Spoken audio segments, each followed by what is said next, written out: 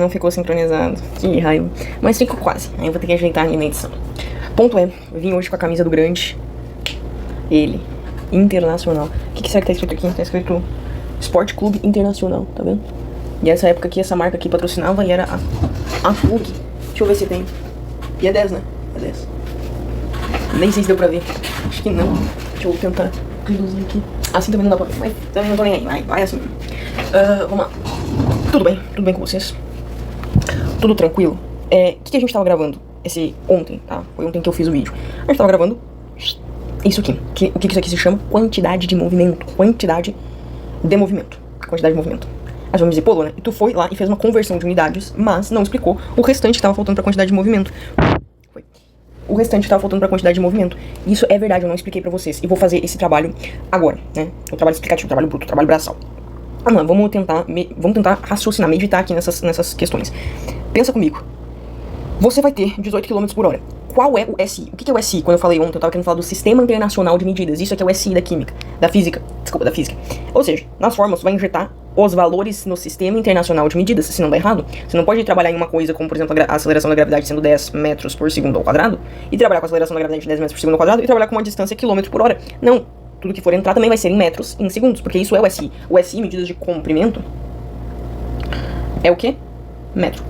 Metro é a medida de comprimento. Ah, tá. E medida de tempo? É o segundo. Ah, tá. E aí você pode ir seguindo indefinidamente. Mas nesse caso aqui, eu vou pegar essas duas medidas, tá? Mas existe também medida de força, que seria Newton. Tudo bem que a força eles não põem assim, tá? Não, eles põem assim, claro que põem. Aceleração é metros por segundo ao quadrado. Enfim, tudo isso aqui no SI a gente tem as nomenclaturas que você vai ter que injetar elas dentro da fórmula, pra que você tire o quê? O resultado sem nenhum problema. Então tudo que você tiver fora dessa unidade aqui, você vai ter que converter pra ela. Nesse caso aqui, gente, eu peguei uma bola que estava a quantos? A 5 metros por segundo. E eu quis converter para quilômetros por hora para mostrar para vocês qual era a velocidade que se trata 5 km por hora. Você lembra que eu fiz esse cálculo aqui todo grande? Eu vou ensinar para você como fazer esse cálculo rapidinho, e aí a gente entra dentro da matéria propriamente dito. Mas como fazer esse cálculo rapidinho? Isso aqui é uma velocidade, uma sagacidade que você precisa ter no meio da prova. É mais importante isso do que quantidade de movimento, para você ter uma noção. Porque isso aqui você acerta questões mais fáceis, com mais rapidez e mais agilidade, do que qualquer questão de quantidade de movimento. Mas eu entrei aqui pra assistir quantidade de movimento, eu sei, mas esse preâmbulo aqui vai ser... Esse preâmbulo não, desculpa. Esse aposto, esse apêndice vai ser rapidinho, tá? Então vamos lá, olha só, presta atenção. Se você sabe que 10... Isso é o único dado que você precisa ter. O único dado. Você sabe que 10 metros por segundo é o equivalente a 36 km por hora. A única coisa que você precisa saber. Então a velocidade em metros por segundo e a velocidade em km por hora tem uma relação de 10 para 36. Ou então de 1 para 3,6, certo? Porque daqui pra cá eu dividi por 10. Ou seja, ficou, ao invés de 10 metros por segundo, apenas 1 metro por segundo. E daqui pra cá o que eu vou ter que fazer? Vou ter que dividir por 10. Dividir por 10 não vai caminhar, vírgula, uma casa? Sim, uma casa nesse caso para a direita. Para a esquerda? Sim, é isso mesmo. Aí você vai me falar, pô, Luana, isso aqui é a direita, tá, gente? Aqui é a direita e aqui é a esquerda. Aí você vai me dizer, não, desculpa, ao contrário. Aqui é a direita e aqui é a esquerda. Você vai me dizer, pô, Luana, não tá espelhado, não. Tô fazendo questão de, ao menos de cinemática, inverter o meu quadro o tempo todo pra ficar igual ao que eu tô falando aqui, tá? Pra não ficar invertido. Tá bom, mas aí você vai me falar, pô, Luana, eu entendi, tá? Eu acho que eu entendi, né? Essa explicação, mas como é que isso aqui me ajudaria? Galera, você sabe que se você tiver 5 metros por segundo e você sabe que 10 é igual a 36, olha isso, você sabe que 10 é igual a 36, quanto 5 você tá saindo do 10? Você tá dividindo 10 por 2, então o que você vai fazer com 36? Vai dividir por 2, não dá 18 km por hora. Então você consegue encontrar a informação muito mais rápido do que esse cálculo aqui todo que eu levei para encontrar os 18 km por hora, perfeito? Ok, mas você vai me dizer, deixa eu até pegar aqui o grandão pra ir apagando as coisas. Pra não poluir. Eu só tava ali brincando com vocês. Agora sim a gente vai pro que importa mesmo, que é o quê? Trabalhar quantidade de movimento. Vamos fazer apenas um exercício e aí a gente consegue seguir para saber se aquilo ali foi ou não elástico. Como assim foi ou não elástico? Você já vai entender, mas se foi ou não conservativo. Ou seja, se a energia que eu tinha no início é a mesma coisa da energia que eu tinha no final. Ou seja, não perdi energia pro meio. Imagine, a energia que eu tenho no início é a mesma que eu tenho no final. Qual é que é a única forma disso acontecer? Sem eu receber energia, né? Que eu poderia receber energia. Ó, perdi energia e recebi ao longo do trajeto, né? Sei lá, imagine. Qual é a única forma possível? Ó, escuta só, essa aqui é legal. Qual é a única forma possível do meu carro? Vou desenhar aqui um carro. Opa, vou desenhar aqui um carro. Assim. E assim. E assim, foi. Qual é que é a única forma possível desse meu carro aqui, ele durante a trajetória dele? Eu adoro fazer esses sons porque parece que puxa mais o aluno pra aula, né? Tá, então, qual é que é a única forma possível desse carro que tá seguindo o trajeto dele padrãozinho, normal, terminar com a mesma quantidade de litros de gasolina no tanque dele que ele tinha lá no início? Ou seja, ele fez, sei lá, uns 7 km, pronto. Não é uma distância muito longa, não é uma distância curta, é uma distância...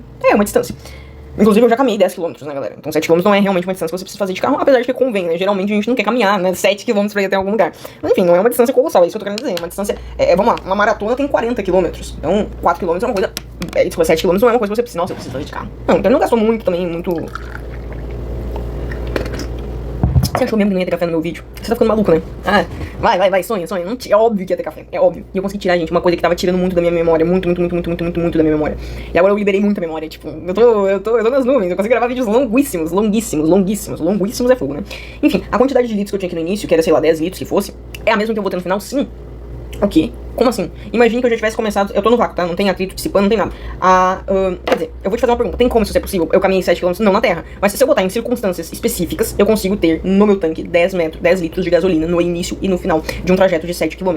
Se eu tiver uma força resultante igual a 0, mas eu já comecei com uma velocidade de 10 metros por segundo, pronto, não preciso mais nada. Eu vou permanecer invariavelmente nessa velocidade, porque força gera o quê? Em um corpo com massa, gera o quê? Gera aceleração. Ou seja, modificação do vetor da velocidade. Ah, Luana, mas eu não tô modificando em módulo, não. Tudo bem, não precisa modificar em módulo. Ou seja, eu não tô modificando os 10 metros, não tô modificando a intensidade, a velocidade com que eu tô andando na grandeza de quão veloz eu estou, mas sim na grandeza vetorial. Ou seja, se eu tô indo pra uma direção específica, se eu tô indo pra outra direção, se eu tô na horizontal, se eu tô na vertical, ou se eu tô seguindo um sentido pra cima, um sentido pra baixo. Não sei. O ponto é, se você ver aqui, a gente tem a força resultante é igual a massa vezes aceleração. Pô, tu vai falar, beleza, entendi esse princípio. Eu não tenho força. E não ter força, eu não gastei, né, a minha energia pra injetar força no sistema, mas eu também não mudei a minha aceleração, eu permaneci intacto. Por quê? Porque eu tô dentro de um sistema conservativo. Eu não perco energia, não dissipo energia, não tem atrito com as partículas do ar, não tem atrito com o chão, não tem dissipação em som, não tem nada. Tudo que eu tô gastando, toda a energia que eu tenho, ela continua estando comigo porque ela não tá sendo dissipada por mim. Então ela permanece íntegra comigo. Perfeito. É isso que acontece na Terra? Não. Você não consegue andar 7 km sem gastar nenhum único mísero ml, né? Ou centímetro cúbico, como preferir, do teu combustível. Não tem como. Isso é impossível. Aí você vai me dizer, pô, mas isso aí eu já sabia.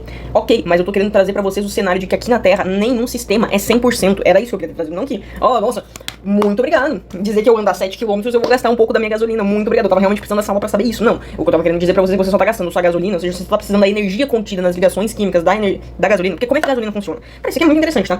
O tanque, você tem no tanque do teu carro um processo mais ou menos que assim, ó. Aqui, ó, vai entrar, eu vou até fechar aqui. Aqui vai entrar, são os cilindros, tá? Aqui você tem um cilindro, aqui você tem outro cilindro. Não, vamos desenhar aqui como que fosse um cilindro mesmo. É só desenhar um cilindro bem feito e copiar ele pros próximos. Ó, isso daqui é o primeiro cilindro que você tem. E eu vou mostrar aqui pra vocês, ó. Copy. Você tem como que fosse uma espécie de alguns cilindros. Ah, quantos cilindros tem? Galera, não precisa ter muitos não, tá? Eu vou desenhar aqui apenas com 4 cilindros, eu acho. 4 cilindradas. Pá. O que você tem? Você tem aqui cilindros, tá? E o que acontece? Olha aqui. Você joga um pouquinho. Ó. Aqui é o tanque do teu carro. Aqui é o tanque não, aqui é a região dos cilindros do teu carro. O teu tanque, vamos supor, tá aqui. Ele tá armazenando o quê? O líquido de... Ó, esse petróleo aqui, não, um líquido cinza. Não, petróleo é um líquido preto, assim. Tá aqui com a gasolina, né? Ah, não, mas a gasolina ela não é tão preta, né? Eu vou desenhar meio cinzinha, tá, gente? Então você tá aqui com a gasolina. Se bem que eu peguei o preto de qualquer maneira. Tá, você tá aqui com a gasolina dentro do teu carro, tá? Você tá com a gasolina aqui dentro. E você vai, ó, tem um tubo como que fosse de ligação aqui. Essa gasolina aqui, ela vai ser liberada bem taquinho de nada. Puf, liberou. Aqui no primeiro cilindro você tem como que fosse um tubo, assim, ó, de compressão. Imagine uma seringa. O que você faz na seringa? Ó, você tem aqui uma seringa. Você ejeta no êmbolo da seringa, você pá, se aperta e aqui o que sai? Sai o líquido, né? Sai o que você precisa injetar dentro da veia do paciente. Ok, imagine que você tem aqui um pouco de líquido. Na verdade ele nem chega de cima pra baixo, tá? Ele chega de baixo pra cima. Então seria como que fosse, na verdade, a abertura, ela é aqui embaixo, tá? E não aqui em cima. Parando agora pra pensar, eu vou fazer aqui como que fosse uma aberturazinha aqui. Pronto. Gente, eu não sou uma desenhista também profissional, tá? Tem esse detalhe. Aqui foi. Então a gasolina vai saindo daqui, entrou aqui. Gente, na hora que ela entra, você vai ter como que fosse os pistões aqui do cilindro. Eles vão abaixar e subir, abaixar e subir, abaixar e subir. Pensa num cilindro com os pistões dele, com o êmbolo subindo e abaixando. Eu não quero fazer isso daqui porque parece muito obsceno e eu não gosto dessas coisas. Mas pensa, subindo e abaixando, subindo e abaixando, subindo e abaixando. Esse aqui é o cilindro. Você jogou a gasolina ali dentro, você botou a gasolina ali dentro. O que é a gasolina? Ela é uma cadeia de carbonos. Você tem que pensar nisso, uma cadeia gigante, tá? Quanto maior for a octanagem, ou seja, carbonos de 8, cadeias de 8 carbonos, melhor vai ser a tua gasolina, tá? Mais perfeitinho vai ser. Mas vamos supor que você tenha essa gasolina aqui assim, tá? E aí você foi lá e fez... Como você vai tirar energia disso daqui? Você vai quebrar essas ligações. Aí você vai me dizer, como é que eu quebro essas ligações? Porque cada quebra de ligação você libera uma energia. Você quer saber que é verdade? Eu vou mostrar aqui pra vocês, mas isso aqui é uma coisa que não se faz, tá? Ninguém faz isso. Eu tô fazendo pra vocês uma coisa que nenhum professor faz. Mas eu gosto de deixar as coisas visuais. Eu gosto de deixar tudo muito visual, tá? Aqui, eu não gosto de fazer isso, tá? Eu acho que é um desperdício de material tremendo. Você tá vendo essa caneta aqui? Imagine que ela seja uma ligação. Aqui na ponta dela tem um carbono e aqui tem outro. Você quer ver o que acontece? Você vai quebrar essa ligação. E eu quero que você só escute o que vai acontecer. Primeira coisa, eu tô tendo que imprimir energia aqui. Então ela vai conservar. Ó, ela tem uma energia muito grande nessa tensão. Caraca, mas eu não vou conseguir quebrar. Não, peraí, calma. Presta atenção. Rompi, certo? Rompi. rompi. A caneta eu rompi. Aí você vai me dizer, pô, Luana, pra que fez isso? Você ouviu um estralo e você viu a força que eu tive que botar. Isso daí tudo é uma transferência de energia. Eu transferi a minha energia pra cá. E o que quando ele quebrou? Ele transferiu a energia dele pra onde? Primeira coisa, minha mão ficou muito quente. Ou seja, teve uma transferência de energia térmica. Também teve uma energia de transferência sonora. Não sei se vocês viram, mas clac, deu um barulho, deu um bom barulho, inclusive, tá? Então teve vários tipos de transferência de energia aqui. Só que vocês viram que tinha uma energia contida na estrutura da ligação dessa molécula, desse carbono com esse outro carbono. Ah, Lana, os átomos não são assim. É verdade, não é uma ligação, não é uma linha assim. Eu tô querendo trazer pra vocês o cenário imaginativo de que quando você quebra uma coisa que ela já existia, você tá liberando energia. Quando você faz uma quebra entre um carbono com outro carbono, quando você faz a quebra dessa ligação, você tá liberando energia, tá? Essa ligação, ao ser quebrada, ela se mantinha por ter uma energia estável ali. Quando você quebra, você tá liberando essa energia. Ok, e aí você libera essa energia pra quê? Pro carro utilizar ela pra gerar o motor e fazer uma energia cinética, convertendo em energia cinética. É direto? Não. A gente faz ela 100%? Não, pô. Tem muita energia dissipada. A gente deve, sei lá, no melhor dos casos, a gente vai conservar uns 40% da energia. E olha que eu tô chutando alto, tá? Eu chutaria na casa dos 30%, 20%. E aí, pensa comigo. Cara, você jogou pra dentro do tubo. Você jogou pra dentro do pistão. Aqui dentro, a energia, tá? Então você tá, sei lá, com esses carbonos ali dentro. Imagina se eu quebrasse essa minha caneta aqui. Cara, tem que ter algum probleminha, né? Enfim, você tá com umas energias ali dentro. Eu vou jogar aqui no canto. Depois eu arrumo um lugar pra ela. Você tá aqui com, tipo, vamos supor, com os carbonos aqui dentro, tá? Esse líquido é carbono e você jogou como que fosse, olha o nome, um isqueiro. Qual é que é o nome desse isqueiro? Vela. Essa é a vela do carro, é um isqueirozinho, uma faísquinha. Você jogou essa faísquinha, esse carbono aqui, ele tava numa ligação contida há muito tempo, ele já era combustível fóssil há muito tempo, submetido pela pressão da terra em cima dele, você tirou o petróleo do subsolo, né? Pode ser do subsolo aquático, ou seja, lá no submarino, lá submerso dentro da água, ou pode ter sido do subsolo normal, né? Da floresta amazônica. Não importa, galera, da onde você tirou. Você só tirou de um lugar que tinha muita pressão em cima. E aquilo era antes um dinossauro, era matéria orgânica morta, tá? Por isso que é uma cadeia carbônica, né? Isso é cadeia orgânica. E tipo, pô, pensa assim comigo. Pensa comigo. Você tá com uma energia muito grande contida aqui, tem as ligações químicas pra quebrar, tem um monte de coisa mesmo. Só que você jogou aqui e você jogou um isqueirozinho. Então tinha muita energia contida ali. E você deu como que fosse o start. Imagine que você estivesse na Primeira Guerra Mundial. O que? Tu vai me trazer pra Primeira Guerra Mundial. Não é uma questão de quantidade de movimento. Calma, galera. Isso aqui é um cenário de pavimentação que você precisa. Você precisa ter em mente. Pensa que você estava na Primeira Guerra Mundial. O que foi o estopim? Ou seja, o que foi o ponto o start? O que fez com que uma guerra em eminência realmente acontecesse? Algumas pessoas vão dizer, ah não, pô, o que fez a guerra começar foi a morte do Ferdinando, né? Acho que era Francisco Ferdinando, só sei que era Ferdinand, que era o cara lá da Escócia. Não sei se era rei, se era príncipe, se era duque, acho que era duque. Sei lá, alguma coisa lá da Escócia, se não me engano era da Escócia também, mas posso estar errando, acho que não era da Escócia não, pô. Não era da Escócia, só não tô me lembrando de que país ele era, mas era um país, né, que trefe ali, e aí pronto. Explodiu a guerra. Não foi assim, galera. Pelo amor de Deus, já tava com conflitos de partilha territorial da África. Os países, eles estavam, meu Deus do céu. Esse daí tá querendo pegar o meu trechinho que eu separei pra mim lá na África. Esse outro aqui tá querendo passar pelo meu país, fazendo isso e aquilo. Não, pô. Já tava em um cenário crítico de guerra. Esse aqui, ó, já tava com muita energia contida. Se você solta uma pequena faísquinha, se você só dá uma resposta atravessada, pronto, estourou a guerra. Pronto, agora é loucura. Pronto, é dali pra pior. É uma explosão continental. Você sabe que em toda bomba que você tem dentro dela, você tem uma pequena explosão. Que é a explosão de ignição. Ou seja, tem muita energia contida ali sim, mas você precisa gastar um pouquinho de energia só pra poder dar o start. Depois do start, galera, é assim o gráfico de uma explosão, tá? Imagina que aqui é a energia e aqui é o tempo, tá? Imagina uma bomba. Uma bomba, ela tá com 0 de energia aqui, ela liberou 0 de energia, aí você deu um pouco de energia pra ela. Olha isso, você teve que dar um pouco de energia pra ela. Imagina que uma bomba tem muita energia, ela não tem muita energia, ela vai liberar toda essa energia, porque essa energia contida dentro da bomba. Só que antes dela liberar, olha o que ela precisa. Ela precisa ganhar um pouquinho de energia. Ganhou esse pouquinho de energia, ela desestabilizou completo. E aí ela libera tudo. É tipo, tu entregou um pouquinho de energia ali pra ela. Ela teve aqui um ganho de energia, ficou instável pra cacete. E aí libera todo o resto que já tava contido ali de maneira, né, muito grande, muito colossal. Perfeito. Isso aqui é a bomba, tá? Então dentro da bomba, toda bomba, o mecanismo, você tem uma pequena explosão dentro de toda a bomba. A bomba atômica, olha isso. As bombas atômicas são aquelas que a gente envolve estourar um núcleo, 2 núcleos de um átomo. Aí você pensa assim, a bomba atômica, se for por fusão nuclear, eu tô juntando 2 núcleos de átomos. Pensa um hidrogênio juntando com outro. Não, desculpa, isso aqui é de fusão, eu queria falar da de fissão. Esquece a fusão, vamos falar primeiro da de fissão. A bomba de fissão nuclear é uma que tu separa 2 núcleos. Foram as que os Estados Unidos jogaram em Hiroshima e Nagasaki, uma de fissão nuclear, ou seja, você vai quebrar um núcleo. Acho que foi um núcleo de hélio, deve ter sido. E você vai pegar um núcleo de algum átomo e você vai quebrar, ou seja, você vai separar eles. Aí você vai dizer, perfeito, eu não separei o núcleo. Isso liberou muita energia sim, o núcleo tem muita energia, você liberou uma energia colossal. Só que a bomba de fusão nuclear, que é essa bomba gigante aqui, ó. Imagine, né, que isso aqui seja uma bomba, ó, você vai jogar em algum lugar. Essa bomba, ela precisa ter alguma energiazinha que você dê pra poder quebrar esse núcleo. Depois que você quebra, ele libera muito mais energia, claro. Mas você precisa de uma energiazinha pra quebrar esse núcleo, porque senão todos os núcleos seriam quebrados. Não, você precisa dar uma boa energia pra ele, só que vai liberar muito mais, né, em troca. Só que, isso é o princípio das usinas nucleares, tá toda hora quebrando átomos de... Eu não sei que elemento, eu acho que é ele, mas você tá toda hora quebrando, fazendo uma fissão, ou seja, partindo ao meio, núcleos atômicos. E esses núcleos atômicos, quando você parte ao meio, libera muito mais energia do que você gastou pra botar ali. Claro, né, tem os desastres que podem vir a acontecer, mas e o que acontece se eu fizer uma fusão nuclear, ou seja, eu juntar um núcleo no outro? Vai liberar mais ou menos energia? Muito mais. Essa bomba atômica libera muito mais. Pra você ter uma noção, a energia que você precisa pra ativar ela, ou seja, a energia de ignição pra você ativar uma bomba de fusão nuclear, dentro de uma bomba de fusão nuclear, vamos lá? Você precisa, vamos supor que ela seja esse trambolhão aqui. Sabe o que você precisa ter dentro dela? uma bomba de fissão nuclear. Sim. O motor, a chave de ignição pra você fazer uma fusão é uma fissão. Aí você vai me dizer, mas libera muita energia. Muita. Mais de 10 vezes. O Sol fica toda hora pegando os átomos dele de hidrogênio e juntando, tá? Juntando e aí vira o hélio, tá? Porque 2 átomos de hidrogênio, 2 núcleos de hidrogênio juntos transformam no hélio. Então, toda hora que o Sol faz isso, ele libera energia. Essa energia chega aqui na Terra em forma de radiação. Essa radiação esquenta, essa radiação ela agita as partículas do nosso solo, que faz com que ele esquente. Então, converte energia térmica. Essa radiação é convertida pelas plantas para poder fazer a quebra da água e transformar aquilo ali em glicose. Perfeito. Então, a inserção da energia dentro da cadeia biológica, né?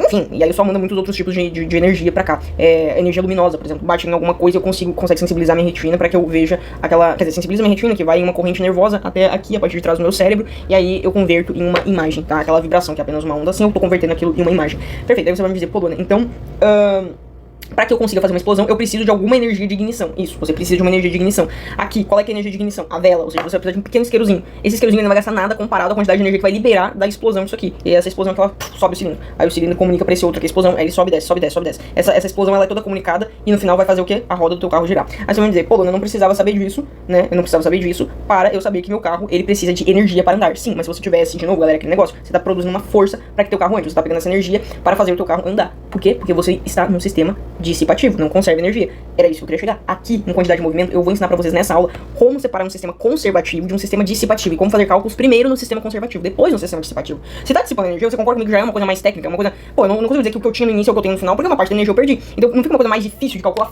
Fica, claro. Tu adiciona uma complexidade a mais, como é que você adiciona uma complexidade a mais, uma variante a mais, e o cálculo fica mais fácil do que era. Não tem como. Uma vez um amigo meu, ele pegou assim minha caneta e disse assim, Luana, eu posso quebrar essa tampinha aqui só fazendo esse movimento aqui? Eu falei, ué, pode? Quebra. E aí ele fez assim, só bateu assim na mesa, com a mão dele e ele quebrou. Eu fico pensando, como é que ele conseguiu quebrar essa partezinha aqui? Eu que ralei um monte pra poder quebrar esse negócio aqui gigante. Já teve uma aula também que eu tive que quebrar outra caneta. Aí era um lápis, não era uma caneta. E era uma aula que eu tava dando pra uma amiga minha. Para Enem, né? Era sobre respiração celular, que também envolvia a quebra do carbono. Isso era lá no ciclo do carbono, que eu não esqueci do nome. Enfim, mas depois eu posso gravar uma aula sobre isso, que é incrível. O sistema respiratório, você sai muito mais inteligente. Você fica tipo, meu Deus do céu, agora eu vejo o mundo sobre outros olhos. Tá, mas aí eu queria mostrar pra vocês. Você tem essa partícula aqui que ela tá andando indefinidamente. Sigo meu caminho, sigo minha vida, né? É que nem aquela música do Cazuza, Caetano Veloso, né? Sem lenço, sem documento, nada no bolso, nas mãos. Eu quero seguir vivendo, eu vou... Pronto. E aí, o que é? Essa partícula que ela tá indo. Como é que eu faço pra calcular a quantidade de movimento? Isso não é energia, isso não é força, isso é quantidade de movimento, é uma outra grandeza. Como eu faço pra calcular a quantidade de movimento dela? Aqui a gente tem a fórmula que eu já expliquei na outra aula. Por que, né, desses dois pilares aqui. Não foi o porquê. Eu expliquei empiricamente que esses dois pilares eles precisavam existir, mas eu não expliquei o porquê não, tá? Enfim, e até fugiria do meu escopo explicar o porquê pra vocês. Então, vamos lá. Essa partícula aqui, ela tá a 5 km por hora, perfeito. Então vamos lá, a quantidade de movimento dela é 5 km por hora, não, desculpa, metros por segundo. Então é 5 vezes... Não, vamos fazer na ordem, a massa dela. Eu vou dizer aqui que a massa dela é de 1 kg, tá? 1 kg. Ou melhor, eu vou dizer que é 1000 gramas, pronto, 1000 gramas. Você tem que se lembrar que no Sistema Internacional de Medida, a unidade que entra é o quilo. Então é 1 kg vezes 5. Então quanto ela tem de quantidade de movimento? 5. 5 kg por metro. Opa, 5 kg metro por segundo, tá? Vezes metro por segundo. No final a gente só disse que é 5 quantidade de movimento, tá? Ela tem 5 quantidades de movimento.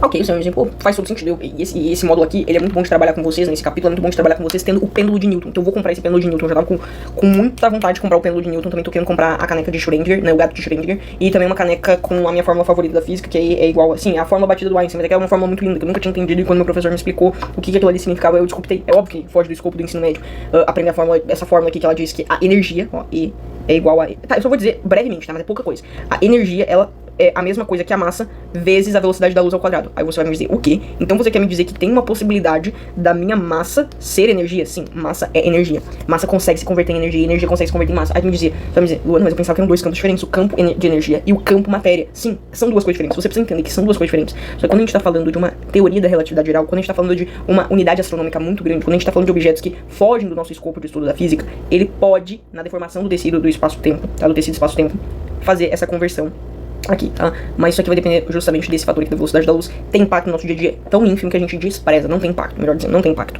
Então não é pra você começar a alucinar, mas sim, essa matéria que ela pode virar apenas energia. Isso é uma loucura. Isso é uma absoluta loucura. Repete 5 comigo. Isso é uma loucura. E não à toa, se você for parar pra pensar, se você for se desmanchar, se você for... o que tem uma velocidade, uma aceleração da gravidade maior do que a velocidade da luz. Ou seja, que nem a luz consegue escapar dele, o buraco negro. O buraco negro ele tem uma aceleração da gravidade que nem a luz consegue escapar dele. Nem a luz. E aí você vai me dizer, pô, Luana, mas nem a luz, mas a luz ela não é uma matéria. Como é que ela consegue ser disruptada pelo espaço negro? Oh meu Deus, pelo buraco negro. Fórmulas. fórmula, uma abstração que você não tem capacidade de entender agora. Ou melhor, você pode ter capacidade de entender agora, mas não vem pro escopo da aula. Isso aqui é lindo. Isso é lindo. Repete, assim, me escuta, isso aqui é lindo. Isso aqui é absolutamente lindo. Você transformar sua matéria em energia, puramente energia. Não é, não, meu sangue tá vazando, não, tu tá só se transformando em energia, ou seja, uma luz, por exemplo, é apenas energia. Isso, aí você vai me dizer, pô, mas isso é uma coisa de louco, é uma coisa de louco, tá? Por isso que eu não vou comentar mais muito sobre isso, apesar de eu amar, assim, é um xodó pra mim. Aí você vai me dizer, pô, entendi, então, são 5 quantidades de movimento, mas como é que eu faço, tá? Eu vou dizer aqui pra vocês de antemão, como eu faço agora, a pergunta vai ser como saber, anota assim, pode anotar no caderno de vocês se vocês estiverem copiando, mas eu sempre gosto que nas minhas aulas ninguém copie nada, todo mundo só fique prestando atenção, vidrado, tá? Então, como saber se o sistema é conservativo. Se a questão não te der, literalmente dizendo, suponha que isso é um sistema conservativo. Se a questão não te der, essa letra aqui, ó, é um E. Esse E aqui, ele é justamente o que mede o antes e o depois. Que? Se a questão não te der que o E é igual a 1, significa que o sistema é perfeitamente conservativo, ou seja, a energia que você tem no início. A gente já vai pegar as nomenclaturas técnicas, tá? Porque tem, elástico, perfeitamente elástico, parcialmente elástico, inelástico. A gente vai pegar... Escuta, nós pegaremos os termos técnicos. Primeiro, você tem que estar com a mente bem calibrada. A maioria dos alunos não sabe nem metade do que eu expliquei aqui. Eu tô falando sério, é uma aplicação cega de fórmulas e de nomes decorados. Não é assim que funciona. Não é assim que o estudo funciona, não é, de forma alguma. Aí também, tu pega a versão da física, né? Então, óbvio, tu vai olhar pra física e vai dizer, mas é só fórmula. Óbvio que não. Gente, a fórmula é a expressão última de um conhecimento que foi obtido. Se você dá a fórmula pura, né? Se a fórmula só chega... Detalhe, eu não tô falando que é pra você ficar deduzindo fórmula no meio da prova, não. No meio da prova é pra você ter a fórmula. É o recurso que, pô, você chega rápido no resultado. O estudo, pra você entender do que você tá falando. Porque muitas vezes o Enem nem cobra a fórmula. Ele cobra uma dedução da fórmula. Ele cobra uma coisa muito mais ampla, muito mais externa. Ok, então o que a gente tem aqui? Nós temos o E igual a 1. Isso aqui significa que toda a energia que você tinha no início ficou no final. Por quê? Então vamos explicar, vamos abrir o que é esse E. Como calcular o E, né? O E, ele nada mais é do que a quantidade de movimento que você tinha no início dividido pela quantidade de movimento que você tinha no final. Não é a quantidade de movimento que você tinha no final dividido pela quantidade de movimento que você tinha no início. Mas por que o final veio antes do início? Por que a primeira quantidade de energia que eu tinha no final e depois a quantidade de energia que eu tinha no início? Não é a quantidade de energia, galera. Opa, a quantidade de energia que eu tinha no final e a quantidade que eu tinha no início. Não é isso. Não é isso. É a velocidade. Só que por tabela é a quantidade de energia, né? Porque a massa não vai mudar, a velocidade que vai mudar. Mas eu sempre gosto de falar assim. Então pensa assim, você tem um corpo que no início ele estava se movendo a 5 metros por segundo. Você concorda que no final, se for passar um tempo e não tiver nenhuma energia nova sendo injetada dentro do sistema, ou seja, ele não estiver ganhando mais combustível, ele não esteja ganhando mais nada, né? Ele não passou por um posto de gasolina no meio do caminho, não. Foi uma trilha reta, ele não teve energia adicionada, nada, nothing at all, né? Não ganhou um empurrãozinho, nada. Não, a gente tem algumas pessoas que devem ficar muito bravo quando eu falo tipo nothing at all. Tipo, nada é uma palavra em inglês. Eu falo, pô, isso daí é coisa de, como é que eu não... Isso é coisa de quem não sabe que tá no Brasil. Gente, eu acho uma coisa muito engraçada falar a palavra em inglês no meio de uma fala em português. Não, sério, só pra tirar onda com quem critica e tirar onda com quem fala. Tira onda com os dois grupos. Cara, é a melhor coisa que tem no mundo. Eu gosto de tirar onda com todo mundo, né? Assim eu consigo tanto irritar quem fala, porque percebe que eu não tô falando quem eles falam. E eu consigo estar tanto tirando onda. Às vezes eles nem percebem que eu tô tirando quem fala, às vezes nem percebem. E eu tanto tiro onda com quem critica. Aí fica tipo... vai. Vem pra cima de mim. Todo mundo vai. Pode vir, pode soltar os cachorros. Enfim, o ponto é... Nossa, que personalidade chata, né? Deve ser impossível conviver contigo. Pior que é bem chato conviver comigo. Mas enfim... O que você tem aqui? Ó, você tem uma quantidade de movimento, perfeito. A velocidade, você concorda comigo que eu não vou perder massa aqui? Eu não vou perder massa, a minha massa vai permanecer a mesma, gente, pelo amor de Deus. Quando você tá andando no teu carro, ele começa a ir perdendo massa, ele vai desintegrando. Não, pô, não perde massa. As coisas do teu carro vão perdendo massa. Não perde, tá, galera? Não perde massa. E o líquido do combustível, não, gente. Você não tá perdendo massa, ele tá virando gases. E aqueles gases pesam a mesma quantidade que tinha no início.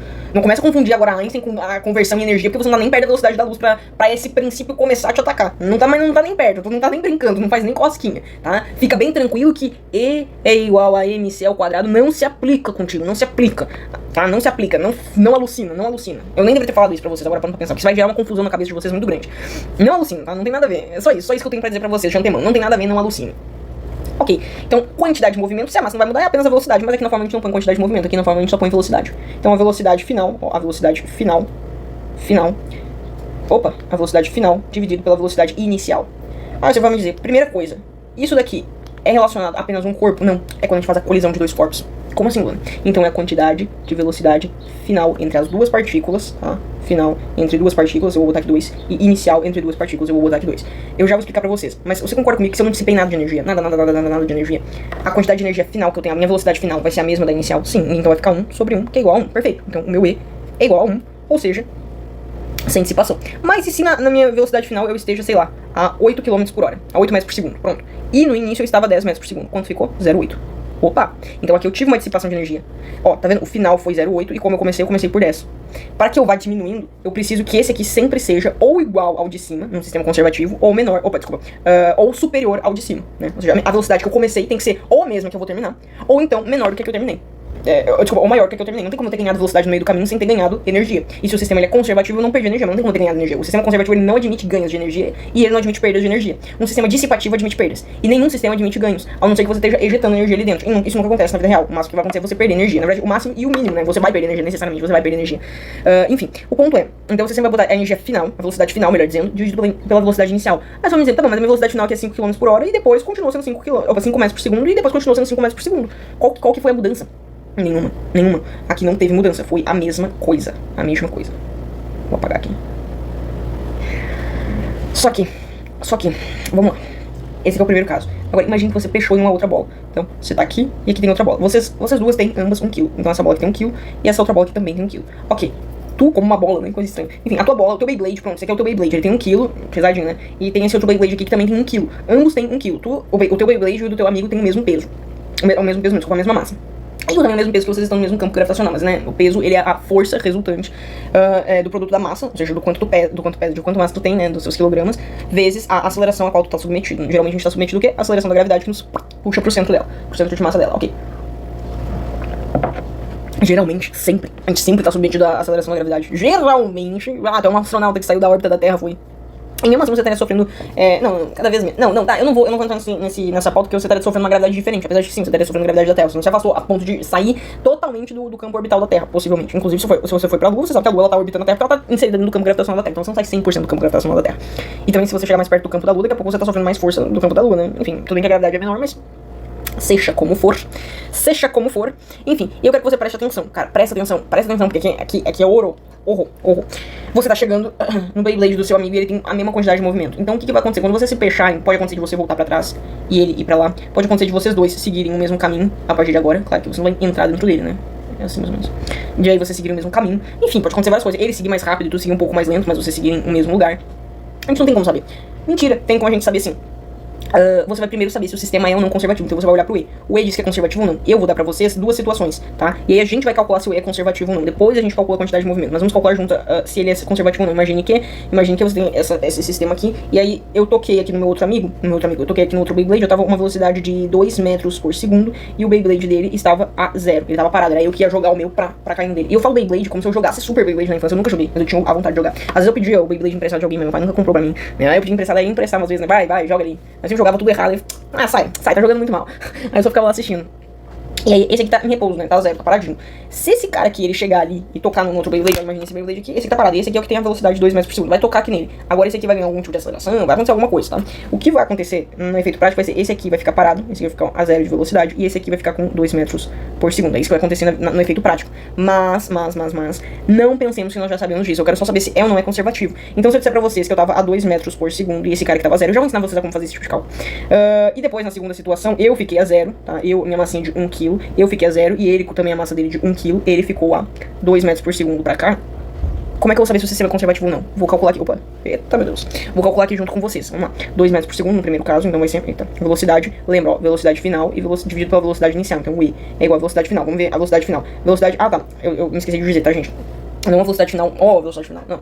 Velocidade final, você concorda comigo que é 0 mais 2. Aí você vai dizer, mas e se as setas estivessem para sentidos opostos? Aí você pegar o 0, claro que não tem como o 0 ter alguma velocidade pra cá ou pra lá, porque não se movimenta, né? Mas se fosse, sei lá, o 1 pra cá, o 1 para cá, isso não tem como, tá, galera? Porque o sistema não tem como ganhar mais energia. Mas se não tivesse pra cá, né, 1 metro, aí você faria o que? Com as velocidades você subtrairia, porque uma tá indo pra cá e a outra tá vindo pra cá. Perfeito. Ok, mas enfim, não importa. Nesse caso aqui, você só vai pegar o 2, mas você pega essa daqui e soma. Então você vai fazer a velocidade de afastamento deles, tá? De afastamento deles.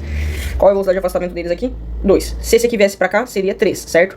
Se esse daqui viesse pra cá com 1, aí seria 1 a velocidade de afastamento deles, tá? Você tem que fazer a velocidade de afastamento. A velocidade de afastamento na segunda situação. Que é quão mais rápido eles estão ficando distantes um do outro. E aqui de aproximação, ou seja, esse cara aqui.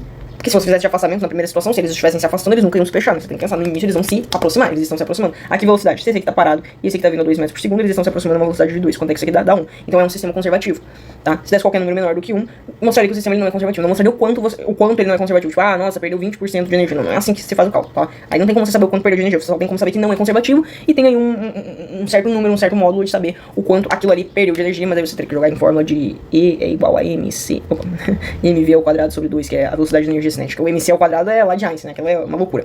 Ok. Tudo bom, tudo bem.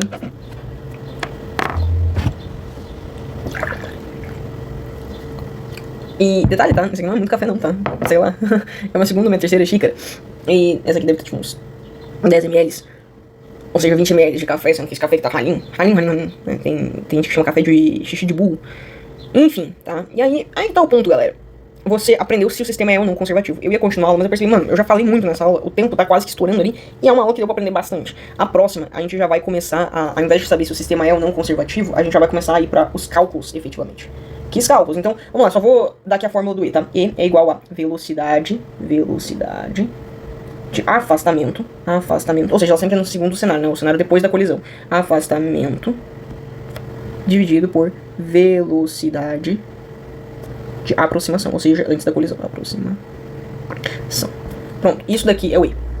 É velocidade de afastamento dividido por velocidade de aproximação. Tem gente que chama ele também, às vezes nos livros, de VE. E é igual a desculpa, VF, ou seja, velocidade final, dividido por VA, ou seja, velocidade antes, ou velocidade depois, tem chama assim, velocidade de depois, dividido por velocidade antes. Tá certo igual, desde que você saiba como fazer que no início você vai somar o quanto eles estão se aproximando e que depois você vai somar o quanto eles estão se afastando. Aqueles estão se afastando? Não, um tá se aproximando do outro, então você vai pegar e eles estão se afastando o quê? A 1 metro por segundo, você concorda? Se um tá mais rápido e o outro, se um tá 2 km por hora e o outro tá apenas a 1 km por hora, eles estão se afastando 1 km por hora, perfeito? Agora, se um tá 2 km por hora pra cá e o outro tá 1 km por hora pra cá, eles estão se afastando a 3 km por hora. Você tem que fazer essa análise, tá? Mas enfim, né, não é uma análise, meu Deus, que análise complicada, Luana, meu Deus do céu, nunca mais me passe uma análise dessa, né? Não ouse. Enfim, esse foi o vídeo e tchau.